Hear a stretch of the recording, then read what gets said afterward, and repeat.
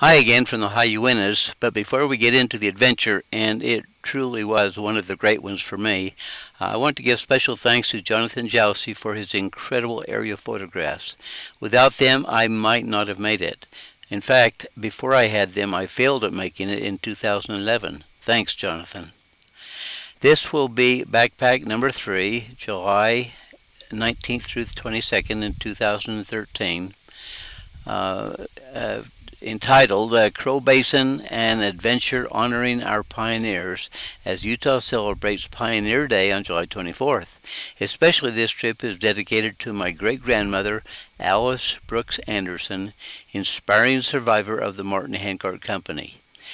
You will see how important that became in this trip, during this trip. Crow Basin and Mount Emmons is one of the aerial photographs. Mount Emmons is the third highest mountain in Utah. But before I got to the Uintas, I had to stop at Heber, Utah at McDonald's and use their free internet access to send a message to all of you that I was on my way. And I hope you got that message. And then I headed towards Duchesne, stopping at the Forest Service office, speaking to Sheila and Laurie, who have been friends for a number of years, and getting the last word on Crow Basin, which basically is about the same as it was a couple of years ago. Nothing new as far as their information had it. I then headed north, going across the Duchesne River that you see here. Here you see it 2 years ago on about the same date, July 20th, and again here today on the 18th of July. This year, obviously, this is a very dry year, as I've mentioned in a number of other programs. You head towards Altamont, Yellowstone Canyon being the main objective, but of course you turn off before you get to Yellowstone Canyon. But you head north into the Uintas, and you see oil developments in the area, which is a good thing. Some beautiful thistle. You go by a sign that says Talmadge, which is one of the little farming communities, and this reminds me of an old friend, Josh Christensen, who was in my 1,000-mile whirlwind backpack slideshow, telling us the story of a bear attack. And so you want to be careful. If you don't know what I'm talking about, go back onto my website and see the slideshow, 1,000-mile whirlwind backpack in the Uintas.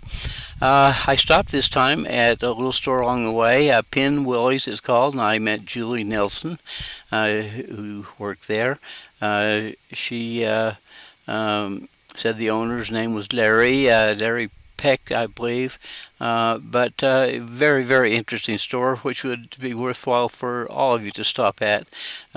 You can, of course, get breakfast and lunch there. You can buy drinks of all kinds, a little library even, and so it's a little store that Autumn here is showing that, hey, they do have sales. Look at that sales slip. And it is a museum, another of the museums that I have promoted, and I'll be doing posts on each of these little museums, especially during the winter months, to encourage you all. So, but here you see an artificial leg of one customer who didn't want it buried with her. But there's a lot of interesting things there that people have brought in, so it's a little museum too. And of course, a little inspiration: cherish yesterday, dream tomorrow, and live today. So on we go. Here we are at Mountain Home, I guess it is, in Utah, and the old Rock Creek store and bed and breakfast, which is another place quite well stocked that you can get anything you might have forgotten. You keep on the pavement until you come to this sign that points to Yellowstone Canyon, and then you turn east and you're on a dirt road until you get over and down to the Yellowstone River, and then up out of the river bed, and you soon come to a sign that points to Dry Gulch, and that's where we are heading. And you go about, 5 or 6 miles, I believe, until you come to Road 120, and that's where you turn off, and that's where I park my trailer. Uh, to this point, it is 142 miles from Provo, Utah, 42 miles from Duchesne, and I then drove my car, hoping to be able to get not only to the 2 mile point where I've been able to get to before, but I was able to get by a real bad spot and go on up the ridge about 4 miles and until the barriers, and then I was on my way. You're not in the wilderness area yet, but there are these prohibitions, so no motorized or wheeled vehicles. The ATVs, of course, are prohibited, and as I have said in the YouTube video that I did 2 years ago, I hate those suckers. And apparently there's somebody else does too. And look, they've put some bullet holes in them in all the right spots. I do have to admit that the day might come when I'll have to resort to or have to lower myself to use one of them to be able to get into the outdoors, but not yet. And I am in my 78th year, and without pain, and I'm more agile and more quicker, and I can even run now. And so I hope that I won't have to use an ATV for a while yet. You're on an old Jeep road that used to go all the way up into the Timothy Lake area. There are places where you can see that it was a road, but of course there's no vehicle traffic now. You're going through very thick lodgepole forest, and of course you see evidence of the pine borer beetle doing its damage, and many trees dead. And after my talk with Bernard Acey, the Forest Service wilderness and trail supervisor or manager on the North Slope, he said there's really nothing to be done. To actually spray them and to save a tree, it would cost about $10 a tree, and so it's just impossible. But salvage operations are going on. The wood underneath the bark is still good, and so you see a lot of logging operations all around the Uintas trying to salvage all of these trees. And of course, as we go along, other interesting things. This is a very curious and very large mushroom type plant or type life form. And I did see moose tracks, very fresh ones, and a lot of elk tracks, as we will see later on. Pretty soon you go into the belt of aspens, very thick too. I'm always looking, of course, for flowers, and this is a new one, a brand new variety. I think this brings my total to 316 varieties of wildflowers from the foothills up to Kings Peak. I finally get to Jackson Park, and the water that comes out of there, a little stream, and this is the first water you find on the hike, and follow the stream up. But here we'll begin to see some more of the area photographs, and so here you see Jackson Park, a beautiful area as you can see here, and and here you see it from the west, and I follow the stream up until it hits a few where the stream comes out of some pine trees, and there is the only sign that you see on the whole trip. And there it is. I turned it over so you could read it, and then of course I hung it, as I have done with a number of signs in the High Uinta Wilderness. Here's where I set up my camp, and got some food going, and noticed some cattle that came in to water, and you can see how they have to cope with the flies, and it's a good thing they were there, because they kept the flies maybe off of me. And then a little critter came along and was very friendly, and I got some very good pictures. Then the morning came, and quite early I all of a sudden I heard kind of a panicky bugle from an elk and out in the meadow there was a bull elk, and all of a sudden he seemed to be quite concerned, and then all of a sudden just like a party was going on. A pack of coyotes just howling and yelping, just incredible. And I didn't get to see them, but the elk was gone, and then everything was silent. But that was kind of an interesting experience. I wish I could have had a recorder to record it. Uh, my little friend, the chipmunk, he found a little an opening in my zipper to my tent, and he got inside my tent, and so I had an interesting time trying to help him get out. Of course, with an animal, they think you're trying to hurt him when you're actually trying to help, but I finally got him out. Then I was on my way, heading up through Jackson Park. Lupine seemed to be the flower that was most prevalent. Here you see Jackson Park from the north. And so I was coming up through the park towards this northern end, following the same track that I had followed the last year, and where I abruptly was stopped by all of this rough country, rocky country. But what I was going down through there with Flat Top Mountain in the background, and I was looking for the log that I had actually fallen over and actually got hung by, that I talked about in that 2011 video, and I found it. Here it is. And so now I am going to make a special YouTube video about that experience, because it ended up being an experience which was one of the most incredible I've ever had in the outdoors, with lightning right on top of me, lightning and thunder at the same instant, and I had wispy waves of electricity dancing all around me. Well, I then went south along the edge of the canyon to see if I couldn't find a way down in. There you can see Crow Lake, but I was going through this kind of country, and it's kind of tiring, especially for an old guy, I guess I'll have to say.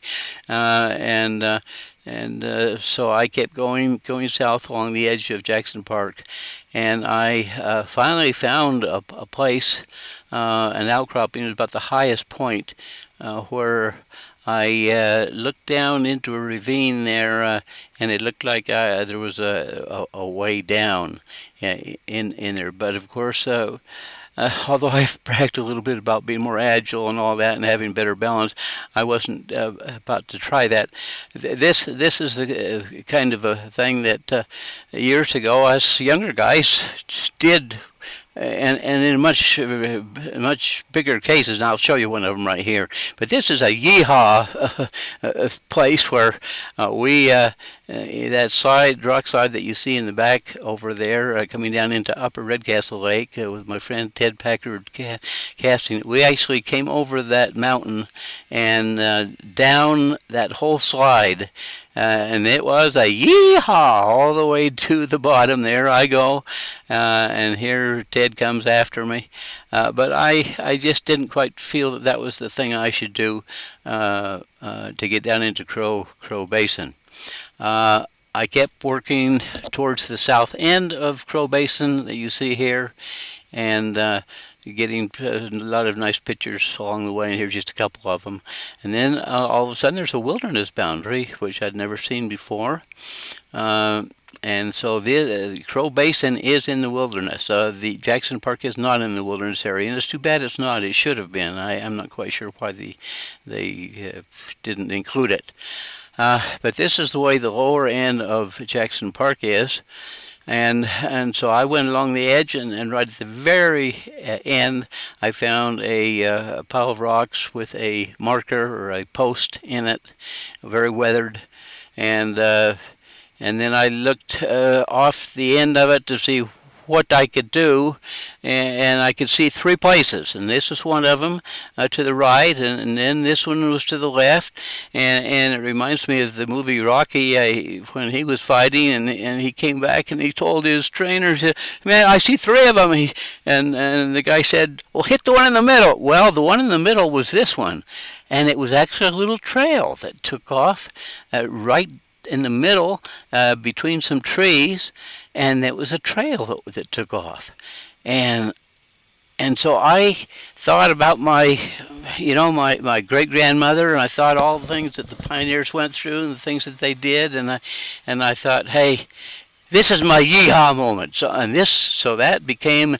the Yeehaw Trail down into Crow Basin, and so with a yeehaw, I started down this area, and it was very steep and very, very interesting to say the least. But I made it down to the bottom, and took a rest, a needed rest, and very, very happy to have made it. Of course, I was thinking, but how in the heck am I going to get back up out of here? But here you can see the Yeehaw Trail down into Crow Canyon. Then I went along. There was a trail down there for a little ways at least, and some had been there before me. And there was this area that is now clogged with water weeds. And then I came to the first lake, DG, which is Dry Gulch 1, which the fishing game pamphlets say it doesn't have fish. It looked good enough for me. It looked deep enough for me, but I actually tried it, and of course got nothing. Got a few pictures, and then all of a sudden, as I was getting ready to go again, a young elk came out on the other side of the lake, a little arm of the lake where I was, and pretty soon there was her brother came behind her. Growing his first antlers. And so that was a fascinating experience to see these two young animals, beautiful coloration. And so off through the fields of lupine I went, and from there all the way up to Crow Lake was bushwhacking. And it was really a tough hike. It was up all the way, and it was bushwhacking. Of course, taking pictures of flowers along the way, it always kind of gives me a chance to rest a little bit. But I finally made it to Crow Lake. So that was quite a day. I had taken off from my first camp all the way up to the top of Jackson Park, all the way down along the edge, and then down my Yeehaw Trail, and then back up to Crow Lake. There, of course, some little critters seemed friendly too, and so this is a red squirrel, very prevalent in the Uintas, and then night came, and I had some of my emergency stuff, survival equipment ready. You can see those two white pills. They're aspirin, actually. If you'll some on my 1,000-mile slideshow, and also in some of my survival slideshows, I talk about having had a heart attack in the Uintas, and since then I've carried a little emergency pack of nitroglycerin, aspirin, and blood pressure medication.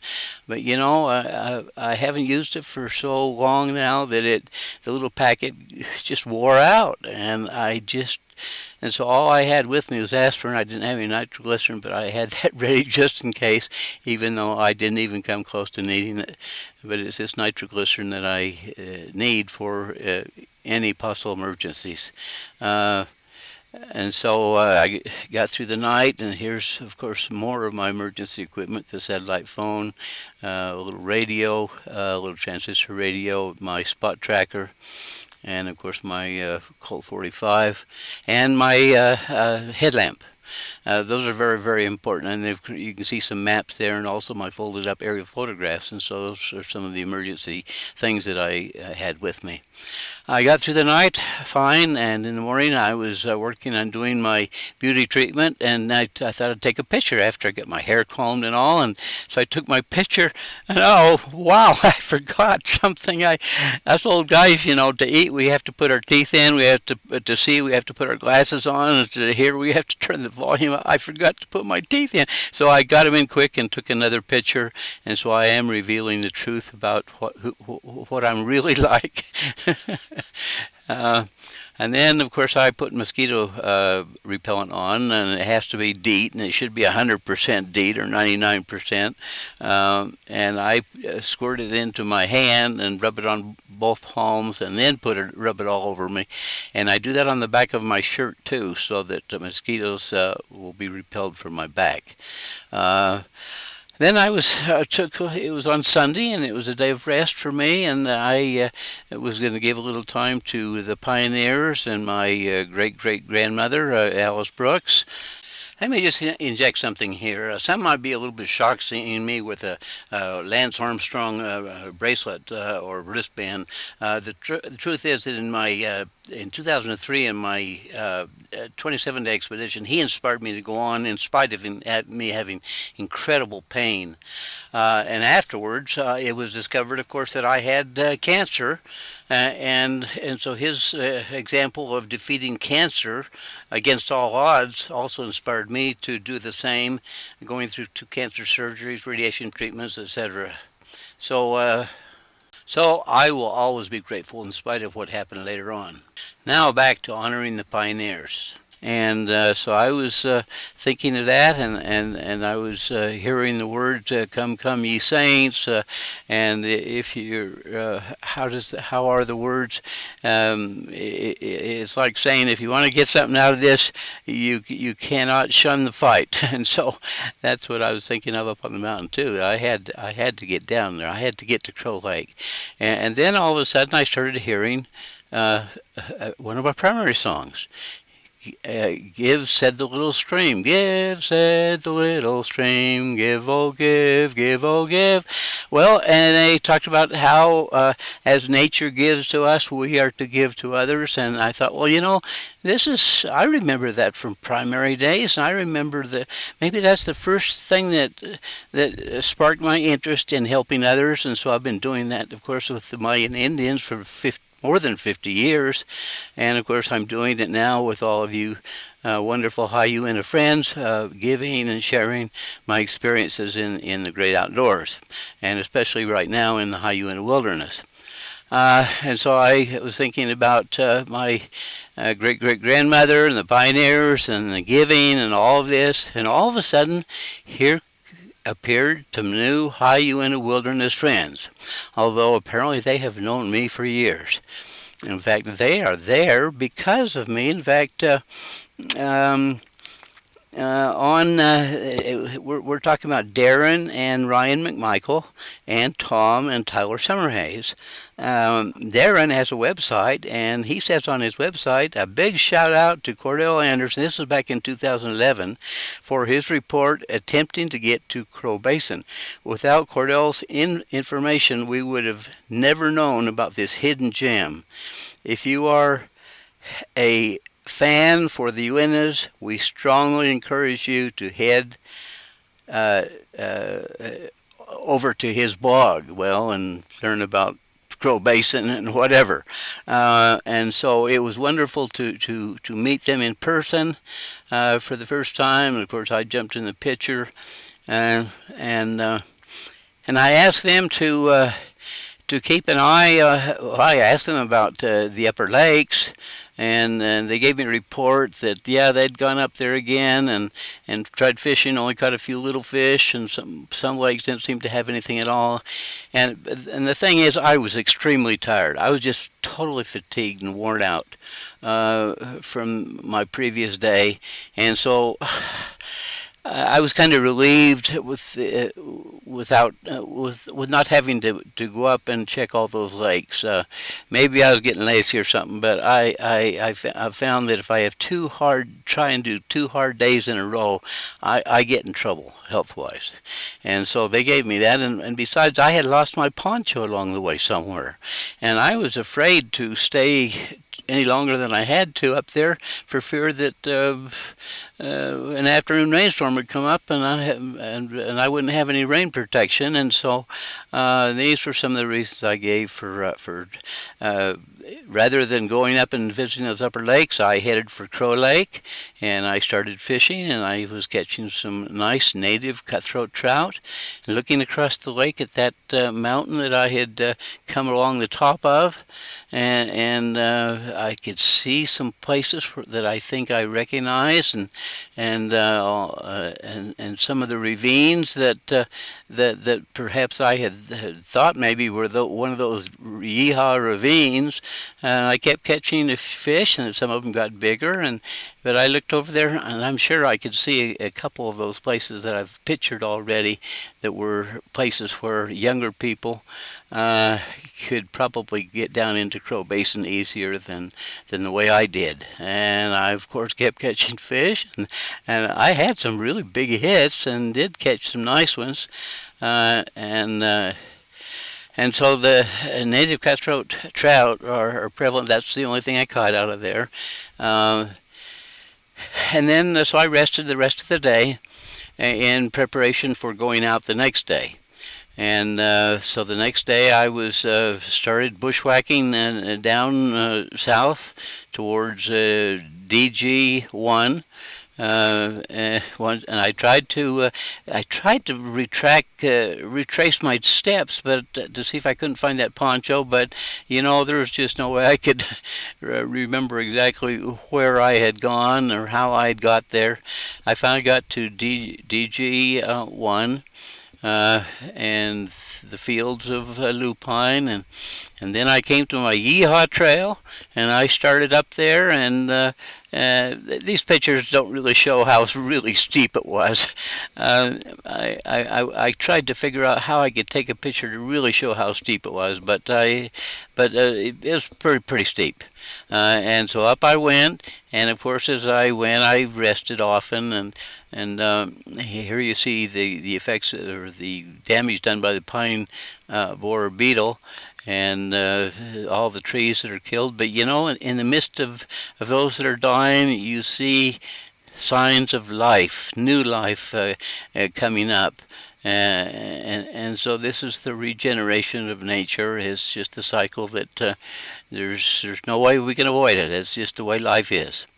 And so up I went, and then all of a sudden on a bend in a very, very steep country, I looked down and I saw my poncho. I couldn't believe it. If it had hit just a little bit further to the left, it would have rolled down the hill and been out of sight and gone. But so I had got my poncho back. It's a Go Light poncho and quite expensive. It's the first time I've really spent that much money on a poncho. I didn't want to lose it, and so I was very blessed. And so up I kept going, looking back at where I'd come from, and there I could see up ahead the trees where the trail started, and there I was. I made it, and it was another yeehaw moment. This is what happiness is. And so then I headed up. I crossed over onto the left of this boulder field, but in doing so, once again, you notice what's around you. Here you see these lichens are like the exorcist spots, like what she was vomiting out. That's as I remember that movie. Although these are prettier than what we saw coming out of her mouth, but so these are beautiful lichens, and then harbel flowers, and this is the Mormon butterfly that got a couple of pictures of. Finally, I got back. I cut through kind of cross country to get over to the stream, and headed down. Just observing everything that I was seeing along the way. a rock that was just coated by something that was kind of like an eggshell that was coming off. And pretty soon I said goodbye to the cattle and wished them luck with all the flies. And pretty soon I was down into the aspens, and I was down to the car. And so here I'm showing you what you will see if you went to the spot website. With the link on my website, you would have seen me giving these OK signals from these points. Here you see a little bit more expanded. The number 2 here was actually where the car was parked. The trailer was actually number 1, quite a bit further down the mountain. But so this was the area of hiking. But here you see a map which shows a little bit better the way the whole trip went. It shows where I had my first camp, and then it shows me going up to the top of Jackson Park, and then all down along the edge, and then down to the Yeehaw moment, and then the Yeehaw Trail, and then from there bushwhacking up to Crow Lake, and of course I backtrack and did the same to go down. So there, that'll give you a pretty good idea with the Google Earth view. Well, I got down to the car and down to the trailer, and by the way, that is a very, very rough road, as Darren says on his website. Go to his website, which is Outdoors Adventures Utah, OutdoorAdventuresUtah.com, and you'll see his description of a previous trip that they've made, and he'll be getting one up soon about their recent trip. But Dan, let's just look again at Jonathan's beautiful aerial photographs, seeing the overall basin, canyon and basin, and Mount Emmons there at the top, and then seeing the Jackson Park from the southern end where you first hit it, coming up the trail, and then looking at it from the north, and then from the northeast. Looking at the escarpment there down into Crow Basin or Crow Canyon, and then these are the upper lakes, and then this is Jackson Park from the south, showing once again the Yeehaw Trail area, and what you see right here. And so once again, there it is. It's the overall view of one of the smallest little drainages in the Hyuna wilderness, but one of the gems, to say the least. Let's to read Darren's description. He says, let's summarize the trip. First of all, this is not an easy hike. Crow Basin is secluded and difficult to access, which perhaps is why it is so appealing. This is truly a gem of the Uintas. So I got down to Pinwillies and hoped that they would be there. They were closed. I needed a cold drink real bad.